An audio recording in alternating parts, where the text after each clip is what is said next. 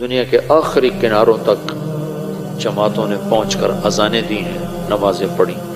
Norway کے اوپر ہے north pole end of the world, جہاں آگے آبادی ختم ہے، پانی ہے۔ تو ہم گئے ناروے پچھلے سال، تو اس سے پچھلے سال، تو میں نے وہاں کے ساتھیوں سے کہا بھائی میں نے وہاں جانا ہے۔ وہ کہنے لگے ہم تو یہاں رہتے ہیں، ہم وہاں کبھی نہیں گئے، تو آپ نے کیا کرنا ہے؟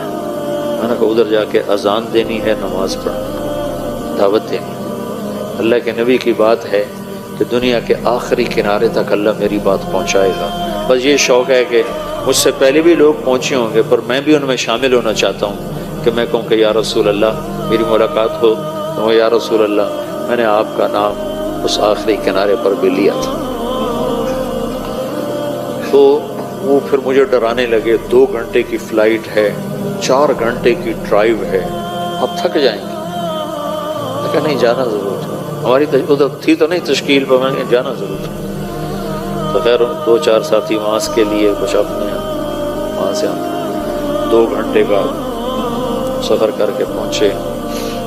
پھر وہاں سے آگے، وہاں ایک چھوٹا سا شہر تھا آلٹا، تو میں دیکھ کے حیران ہو گیا، وہ بالکل ٹاپ پر ہے۔ وہاں 2 مہینے سورج نکلتا نہیں، دسمبر جنوری، اور 2 مہینے سورج ڈوبتا نہیں، جون جولائی، یہ 2 مہینے ڈوبتا نہیں۔ تو وہ آلٹا دنیا کا آخری شہر ہے نارتھ میں، وہاں سے روزہ جماعتیں نکلی اور وہاں گشت ہو رہا تھا اور وہاں تعلیم ہو رہی تھی۔ کون تھے وہاں؟ صومالیہ کے مسلمان۔ صومالین جب نکلے تو مائیگریٹ ہوئے تو مختلف جگہوں پہ آباد ہوئے۔ صومالین مسلمان، انہوں نے وہاں مسجد بنائی بڑی خوبصورت چھوٹی سی، وہاں سے روزہ جماعت 3 دن کی جماعتیں نکل رہی تھیں، گشت ہو رہا تھا، تعلیم ہو رہی تھی۔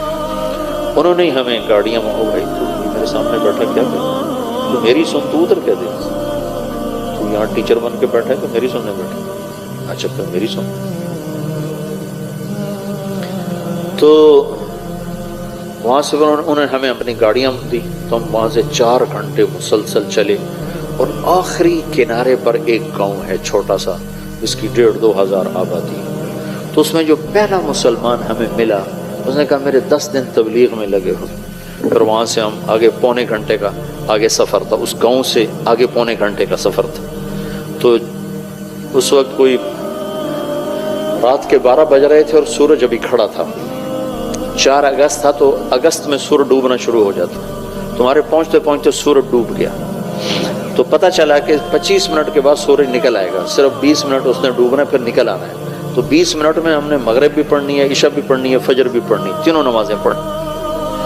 وہ ٹائم ہی تھوڑا، اتنی 20 منٹ کی رات تھی، پہلے تو سورج چل رہا تھا، ہم پہنچے تو سورج ڈوب گیا۔ اب وہاں سے پتہ چلا، وہ جو ہمارے ساتھ تھا، وہ جس کے 10 دن لگے تھے، کہ یہ 20-25 منٹ بعد سورج باہر نکل آئے گا۔ تو خیر وہ تو اتنی شدید ٹھنڈ اور سرد ہوا، میں نے ایک مفلر سا لپیٹا اور گاڑی سے نکل کے دوڑ لگائی۔ وہ سمندر کے کنارے اوپر بڑی ہیبت ناک چٹانیں 2 جگہ دیکھ کر میں مبہوت ہوا زندگی میں، ایک ہمالیہ پہاڑ کو دیکھ کر اور ایک وہ آخری کنارہ دیکھ کر۔ ساری دنیا پھری پر ہیبت جو طاری ہوئی 2 جگہ۔ جا رہے تھے ہم کھٹمنڈو سے ڈھاکہ، تو کیپٹن نے اعلان کیا کہ آج سب آپ لوگ بڑے خوش قسمت ہیں، ہمالیہ پہاڑ پورے سال میں صرف 10 دن کے لیے چوٹی ننگی کرتا ہے، سارا سال یہ بادلوں سے ڈھکا رہتا ہے، 10 دن اکٹھے نہیں ہوتے، کبھی 1 دن، کبھی مہینے کے بعد 1 دن، کبھی 2 مہینے کے بعد 1 دن، ایسے۔ تو کہا وہ سال میں صرف 10 دن کے لیے ننگا ہوتا ہے، آج ہمالیہ پہاڑ سے بادل کوئی نہیں، آپ دیکھ سکتے ہیں۔ آپ یقین مانو، میں ادھر بیٹھا تھا، اعلان سن کے ادھر گیا دوسری کھڑکی تک، تو دیکھ کر میں ایسے ہوں، ایسی ہیبت میرے اوپر طاری ہوئی۔ والجبال اوتادا، اور ہم نے پہاڑوں کو کیل بنا کے گاڑ دیا۔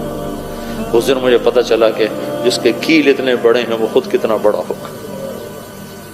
اور ایک وہ آخری کنارہ دیکھ کر میرے اوپر ہیبت طاری ہو گئی، میں نے آسان دی زور سے، ہوا سرد، پھر ایک چھوٹا سا وہاں انہوں نے ہال بنایا تھا گرم، اس میں وہ ٹورسٹ آ کے بیٹھ جاتے تھے، وہاں آ کر جلدی سے چادریں بچھائیں اور پہلے مغرب کی نماز پڑھی. نماز پڑھ کے سنتیں نہیں پڑھی کہ ڈر لگ رہا تھا کہ سورج نہ نکلے. پھر ساتھ ہی عشاء کی نماز پڑھی. عشاء کی نماز پڑھنے کے ساتھ ہی پھر فجر کی اذان تھی اور 2 سنتیں پڑھ کر پھر فجر کی نماز پڑھی. پھر میں نے بیان کیا، میں نے کہا اللہ سارے کام پورے ہو گئے، تیرے نبی کا پیغام ان ہواؤں نے سن لیا، لوگوں کو تو ہم سنا نہیں سکتے، ان کی زبان نہیں آتی. تو چھوٹی سی مسجد سے چلنے والی محنت کو اللہ تعالیٰ نے دنیا کے آخری کناروں تک پہنچا دیا. آپ کام کرنے والے تبلیغ کرو صحیح، اس کے لیے وقت نہیں